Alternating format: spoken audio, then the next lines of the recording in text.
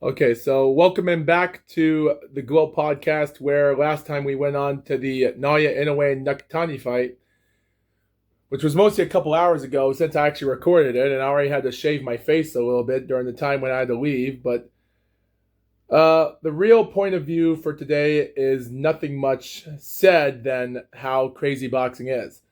New reports came in that our Diamond Faye Fanaria from Thailand, living in Germany, scored a second round TKO to retain her WBF World Bantamweight Championship against Lena Van Jacob, also from Germany as well. Other reports from other boxing fights have come on in, but again, the real story is mostly if any other pro fights are going to be legit, such as Japanese boxer Mikito Nakano, since he scored his first pro loss against an American fighter of Ra'is Aleem last November. So I don't know. This featherweight fighter, good luck, but I just don't see much about it. But the real story is for the Benavidez and Ramirez fight, because this entire show is ridiculous, but man, there's a lot of crazy stuff happening. And I say ridiculous because the end of the fight of the show is what makes it really, really tough for me to understand what happened, what was legit, and should it be legal to understand what we just witnessed. And just to let you viewers know, I haven't seen the main event fight, just only watching highlights of the fight. And I saved most of everything else because I was only watching Counterpunch Boxing in his video, and I actually took some time off from other things at the time when watching. So the fight premiere cards never showed as much other than 5 professional fights. Went on to move on from top to bottom. What we do see here is some later pro fights, such as a guy named Dylan Capatillo taking on James Pierce. Scores a 4-round decision. Easy win for him. Javier Meza goes 6-0 from a 5th round TKO against 3-0 Damonte Smith. Great win from that guy from the super lightweight division. Unfortunately, Julio Hernandez, another fighter at the time during the show, scored a 6-round split decision draw against a 5-1 fighter named Carlos Lewis. So pretty much nothing much to be said there. And Juan Carrillo, 14-0, takes on Marlon Delgado, 8-0. And this was an interesting 8-round fight, which lasted in a 4-round KO, where Marlon Delgado was having a great time of his life. He was boxing in places from Ecuador to Panama. This is his first time entering the USA, and he was putting on a great show against his 14-0 opponent from Colombia named Juan Carrillo. Juan Carrillo did fought in the U.S. in 2019 to 21 and 20, and so went back from his countries from St. Dominican and Colombia to some fights in 2021, but has fought full-time in the USA. He actually did go back to areas from Panama and Puerto Rico and Colombia. By the start of 2025, he only had one fight in Colombia, and now he's back in the USA for a long time. And surprisingly, he had to earn this victory. The scorecards were wild up, and it was an interesting fight. Watching the fight was pretty interesting for what it was.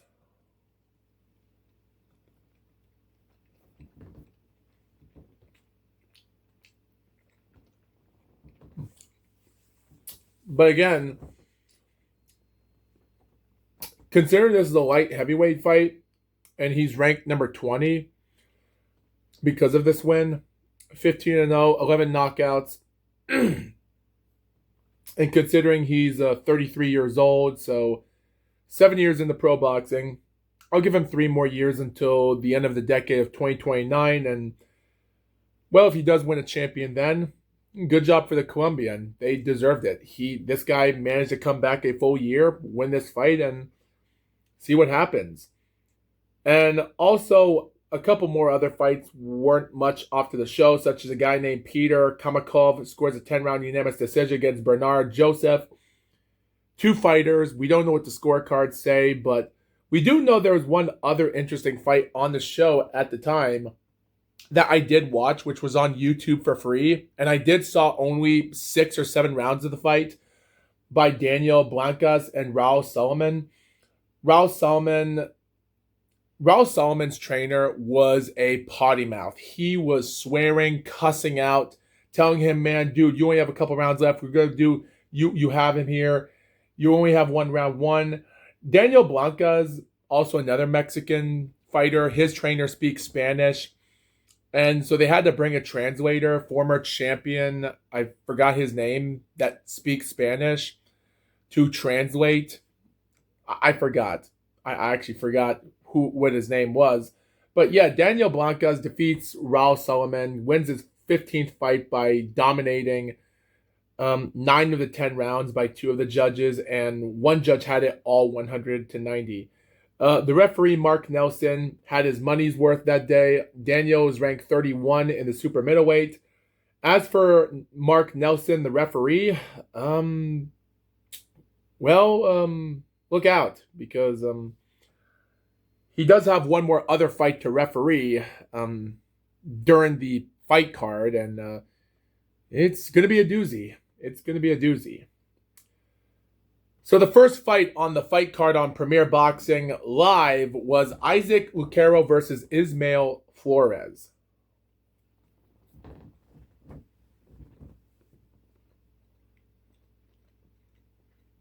And it's for the WBO Latino middleweight title.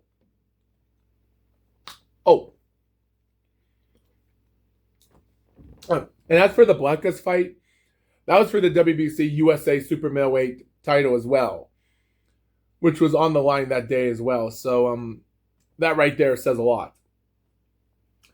Unfortunately, Lucero's undefeated record, 18-0 in the middleweight, went downhill. His opponent, Ismael Flores, with one loss and a draw in his 19-fight pro career.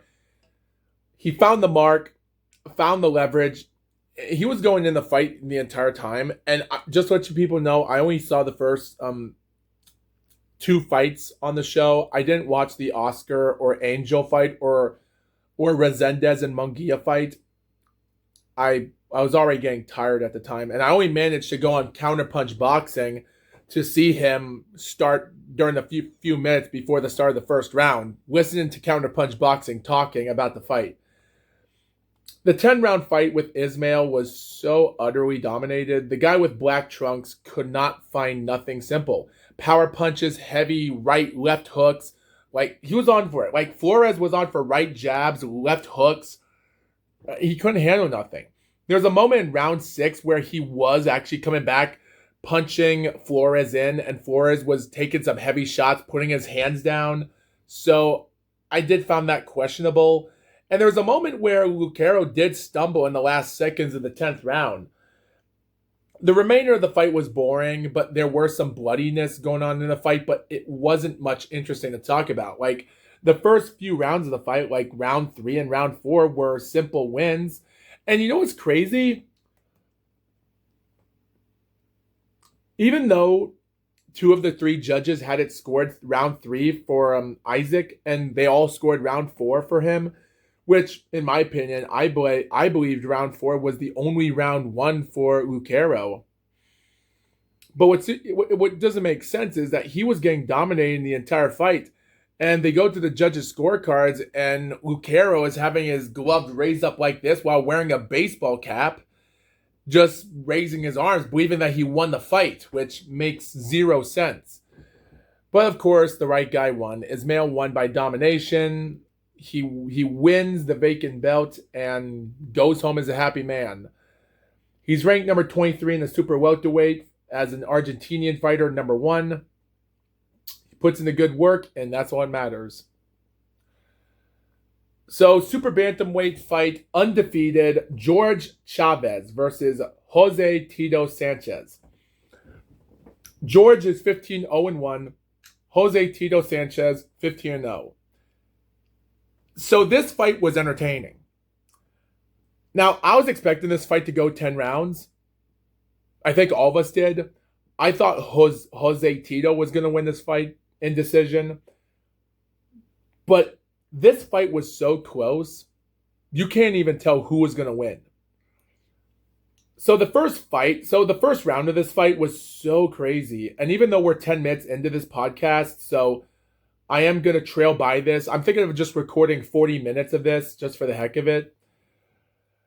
So the first couple rounds, George just comes in and obliterates him. He's starting out with, they both do start out with throwing great combinations at each other in the first round of the fight. They do get some clinches and heads at the time. And even by round 2 was a close round where mostly one person had the opportunity, and Sanchez was coming back as hard as he could by the second round. George gets round 2 about, and then in round 3, Sanchez comes in, starts the motorboat, throws out heavy hooks, combinations, just halfway through the third round, and he is ablazing him. And by the fourth and fifth round, even after the fourth round for George, Jose would just come by in the fifth round, laying everything in. He comes in, goes straight out of nowhere, right down the center. And with only 3-2, he comes into round 6, round 7, round 8. He is finding the mark. He's finding the marks. He's finding the connection, the jabs. Both of these guys are tired. And then by round 9, where Josito, in my opinion, has already scored like 5 rounds in the fight, George comes in a close battle with him in the 9th round. Like, the 9th round was so close. Sanchez's arms are already tired during the 8th round. And Chavez is setting up so much into the 9th round. He's landing great punches here or there. Both of these guys are tiring themselves out. George, in my opinion, barely squeaks through the 9th round with the scores reading 86-85. 2 judges had it favored 86-85 for Sanchez. The other one, same, but for George. So the point is, this 10th round didn't mean nothing coming into the final minute. The final minute of the 10th round is when they set up a huge lucrative punch. 1 minute left of the 10th round. Sanchez sets up this Deontay Wilder punch, connects it, sets up a left, and then he misses a right. He tries to connect another left punch. Down goes George to the canvas. So at this moment, the fight's over. Like, it's a 10-8 score. Sanchez already won the fight with 2 judges having it, well, one having it 95-94 and the other 86-93. So it didn't matter. He won the fight either way. But Sanchez, he had different plans. So George gets back up in the count of 5, checks on him. The referee, Allen, makes sure if he's okay, tells him to go to one corner to walk back up to see if he's okay. He wastes like probably 20 seconds of it. But with 37 seconds left of the fight, Sanchez starts jogging straight in, sets up another lucrative right punch, misses, but connects a left, throws uppercuts. George is trying to push Sanchez to the ropes. Sanchez ducks out of the way, gets another left uppercut punch. George lands his neck on the 3rd top rope and stumbles. Referee stops the fight at 2 minutes and 30 seconds of the final round, giving Jose Tito the win. Now, here's my problem. Even though Jose Tito is ranked number 6 in the super bantamweight, he's number 1 in the USA in that fight. He's now 16-0 with his 10th knockout. The problem is his entire boxing career has been shocked, because coming by the end of the first decade with a couple fights in 2018 and a few fights in 2019, his career did get a little bit harder. Like, he barely scored an 8-round decision against an 8-0 fighter in 2022, with 2 judges giving him 5 rounds to 3. He managed to recover after having an accidental headbutt against someone last year, in 2021. He got obliterated against a former contender of Carlos Caraballo, who was 15-2 at the time, back in July of 2023. And he demolished Tito in the first 2 rounds, only for Tito to score a 3rd round knockout to seal the deal there. He would take on other fighters to win easy decisions and knockouts. Sanchez's eye was swollen with an illegal punch against Walter Sandabanes back in 2023, 5 months later, but managed to win almost a lot of the rounds, like 8 or 9 rounds, having Eric Ruiz when he scored a knockout and managed to stop him. And by the end of 2024, he barely got an 8-round KO in a close fight against Edwin Palomares. And again, he did had an interesting moment with a fighter he fought last January. So, yeah, my point is, I don't think Tito Sanchez is the perfect fit for Naoya Inoue. So I just don't see this fight happening. And for Tito Sanchez, if I was him, wait for the opportunity. And if Inoue does go up to weight class, go for it. He doesn't have what it takes to take on Inoue, and I just don't see it happening. Period.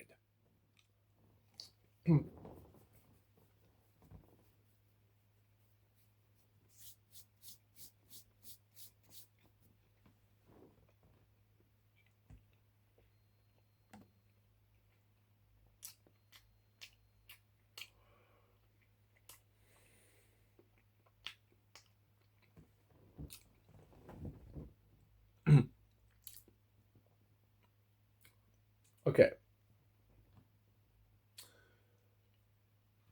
Okay, so we have Oscar Duarte taking on Angel Fierro. Oscar Duarte's last pro defeat was back in 2023 against Ryan Garcia after Garcia lost against Gervonta Davis recently at the time. So Oscar Duarte is trying to come up with another idea to make it back to the division. He's won his last 4 fights, 2 by KO, one that had a good 10-round fight, and barely a win last August against Kenneth Sims Jr. So this is for WBC Silver Super Lightweight and WBO NABO Super Lightweight. So with all this being said, Angel Fierro, he's done for. His fight in 2024 against Alfredo Santiago was bad. Isaac Cruz, Abraham Cordero in 2025. Those 3 fights just got him out. And it was even worse because last October, Angel Fierro got disqualified last October when he was disqualified against the Abraham Cordero fight in round 3 by disqualification for kicking his opponent. Similar to what happened when Riddick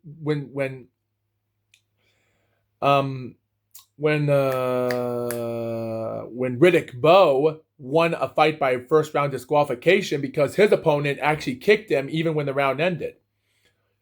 So yeah, and even though I'm trying to look this up, but on BoxRec it actually says that the fight on October the 4th has not been verified, as the event on BoxRec states that the event is not been verified one bit. So I really can't come up to question if any of it can be possible because the information is hard. No judges or referees were there, so we don't know the information of his last fight.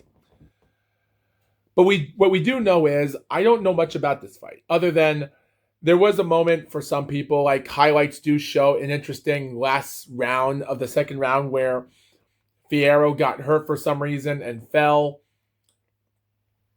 And even for Oscar was having a great time of his life going from round to round.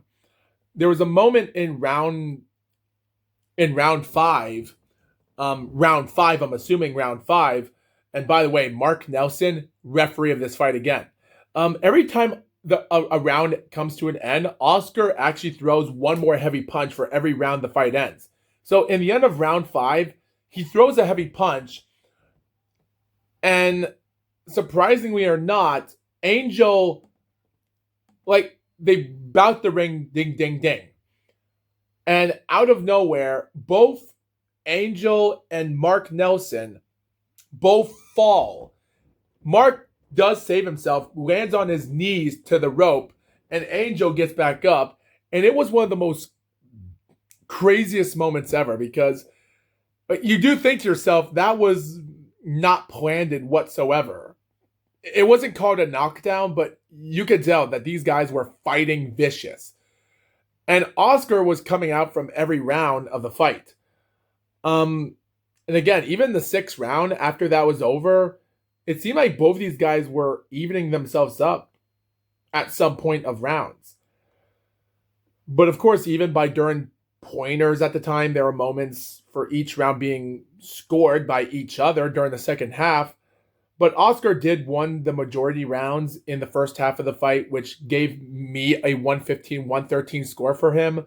One judge named Patricia did the same thing. Steve Weisfeld, David Sutherland both had it 116-112, both 2 for each. Steve had it for Oscar and David for Angel. So the fight ended in split decision with nothing to worry about.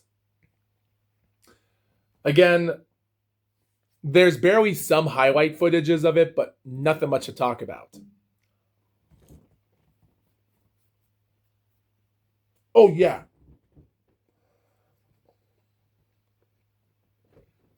Wait a minute.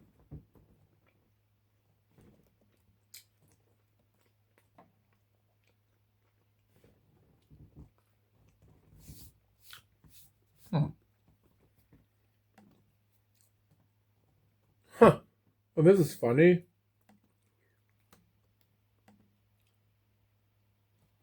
This is weird. I'm trying to find something up here. So I'm trying to look up information about Jermell Charlo. But again, I really can't say much about it yet because at the end of the day, Jermell Charlo was picked to take on Armando Resendez for the WBA Super Middleweight Championship. But now Jaime Munguia fights him for the belt. This is the semi-main event. This fight is a squash match. Now, Resendez was doing a good job with his red trunks, but the green trunks, darker green trunks for Munguia was in this fight like never before. He went in there, winning fight after fight. I did not see one single round being won by Armando.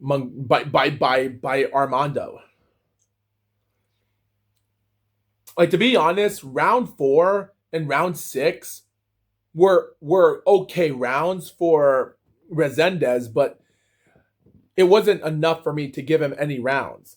Unfortunately, Glenn Feldman had it 120-108. Max DeLuca had it 119-109, giving it round 7 for Armando.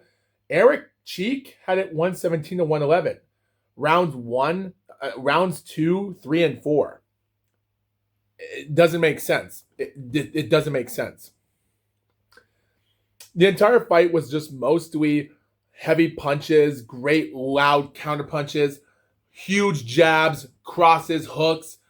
Like, Munguia, I'm not a fan of Munguia anymore because of his Bruce Suarez fight last year ago, even though his rematch win that year was good, but it just wasn't good enough.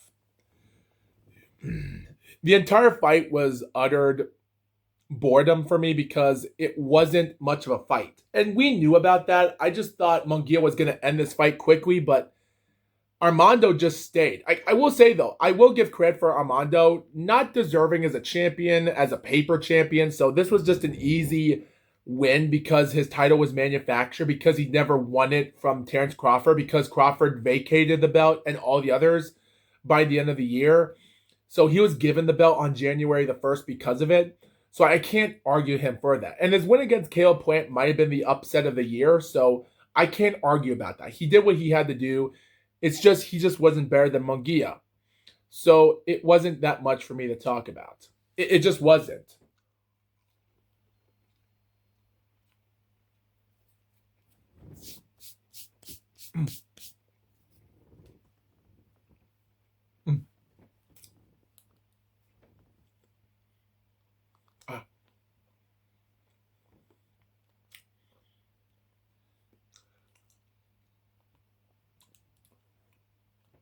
And I was almost good about to forget about this, actually, but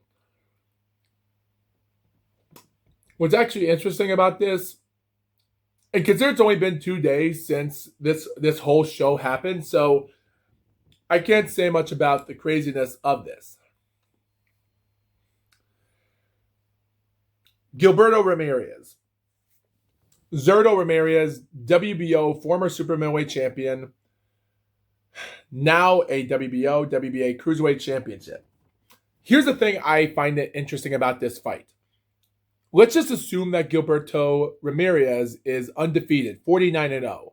He defeated Dimitri Bivol for the WBA belt, and then in his mind, he thought, you know what, I'm just going to go up to weight class in 2023, and then his next fight would be against Joe Smith Jr. He won.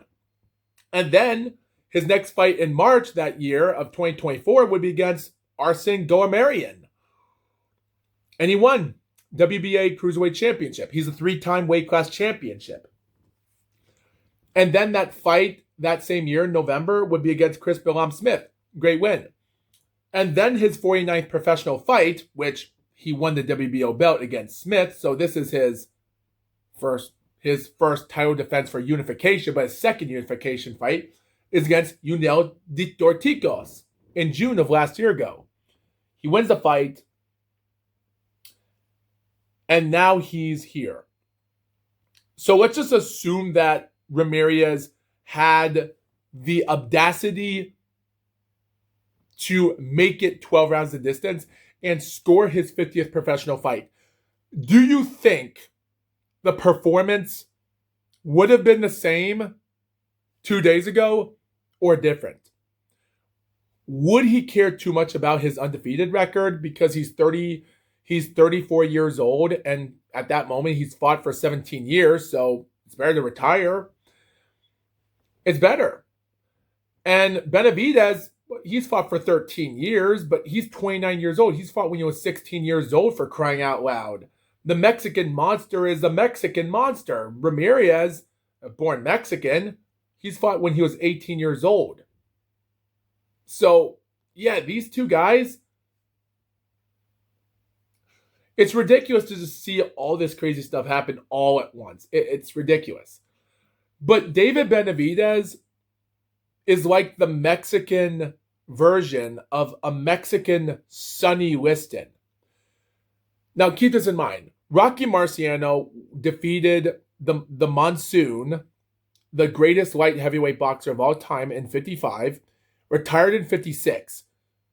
The thing is, in 1953, Sonny Liston came in boxing in the pros. He lost his first pro fight by a controversial decision, and he did have 2 rematch trilogy fights against that same fighter. Forgot his name again. But let's just assume Sonny Liston has an undefeated record like David Benavidez does. And people online, some people online do say that Rocky Marciano ducked Sonny Liston.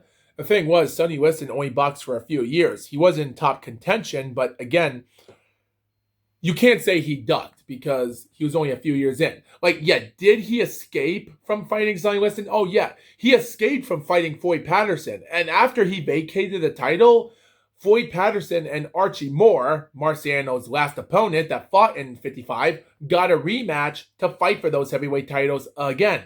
And even though he lost against Patterson, that right there seals the deal.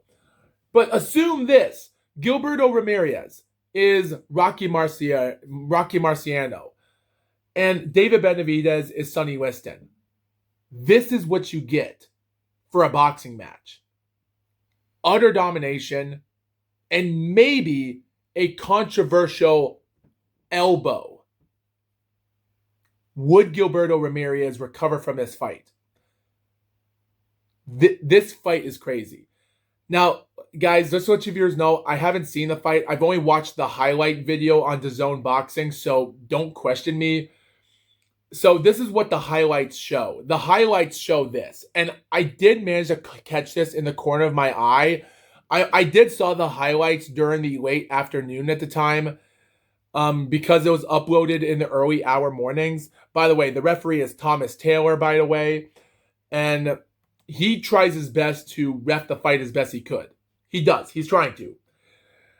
So the first round of the fight is like a minute and a half, and it shows Benavidez. And I'm watching the highlight as we're speaking where Benavidez is studying his entire lefts. He's just a left jabber. He's that good.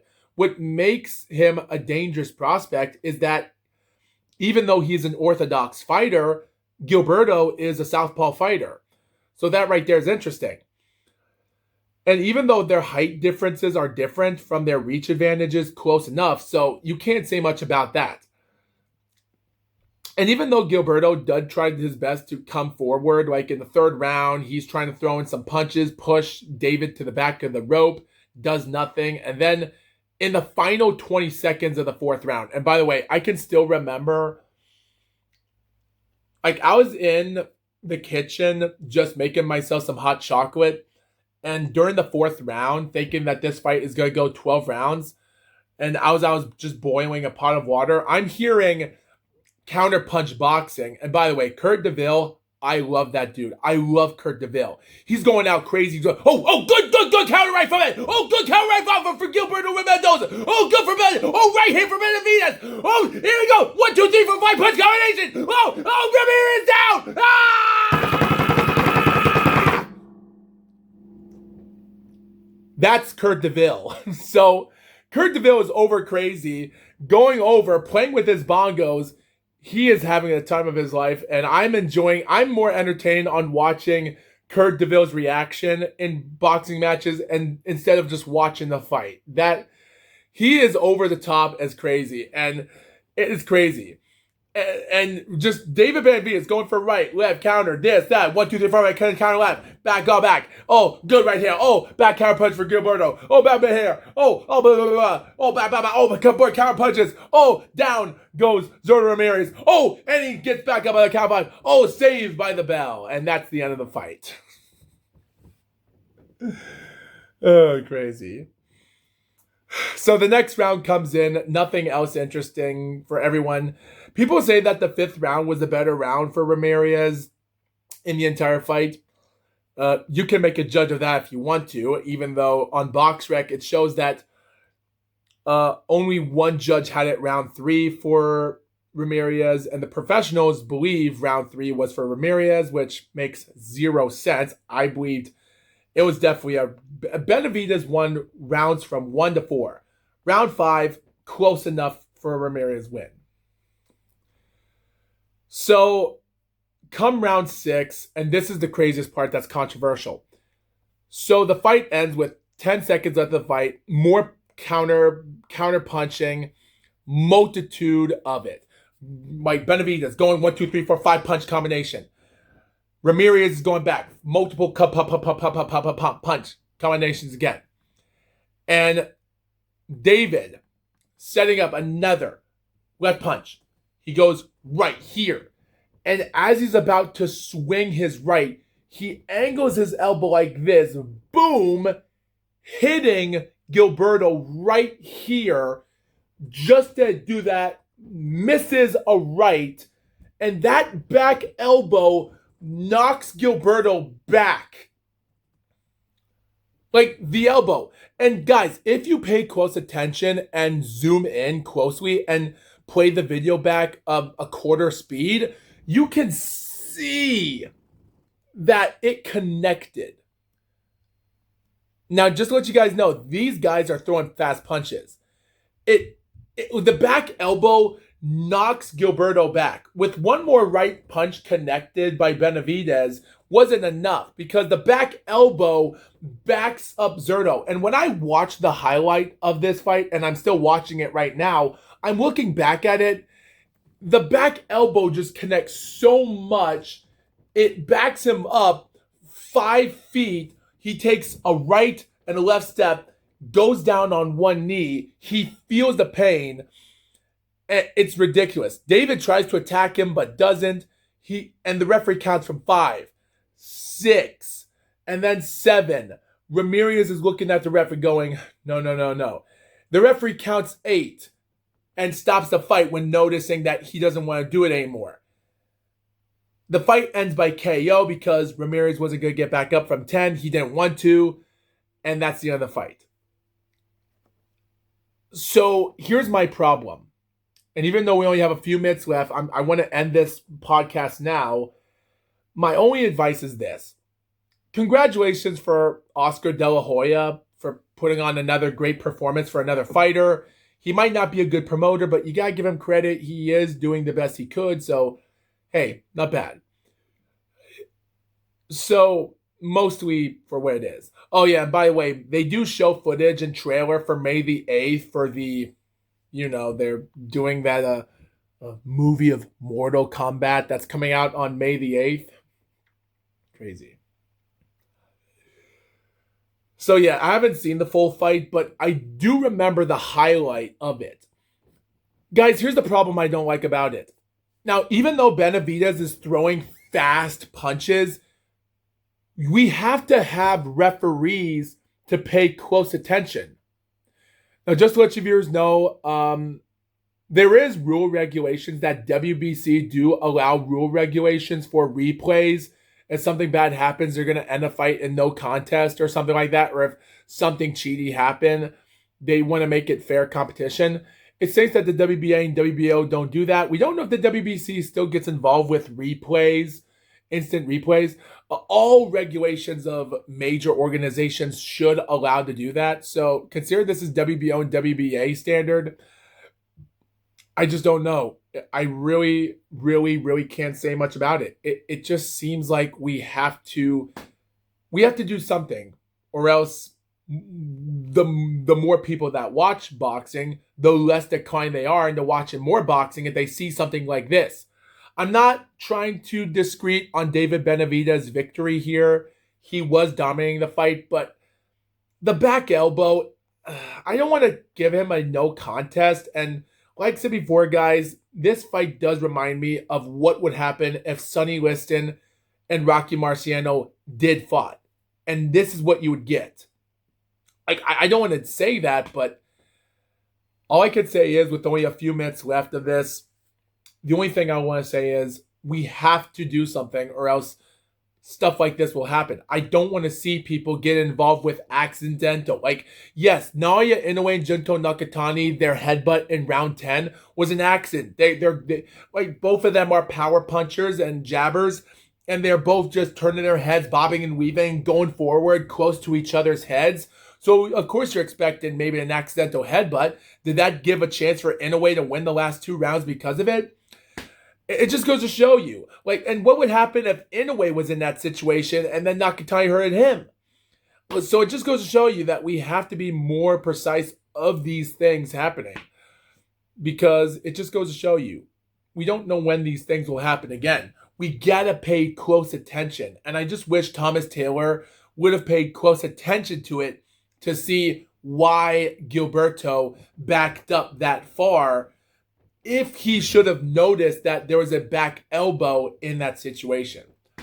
That's all I have to say about this entire episode, because that right there, I don't want to see that to happen again to any other fighter. Never.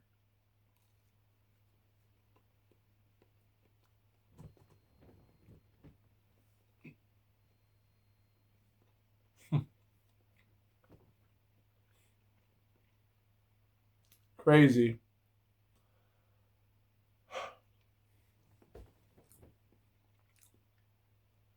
I don't know what to say. Crazy. Well, now I'll save that one for last. So, my final thought is this.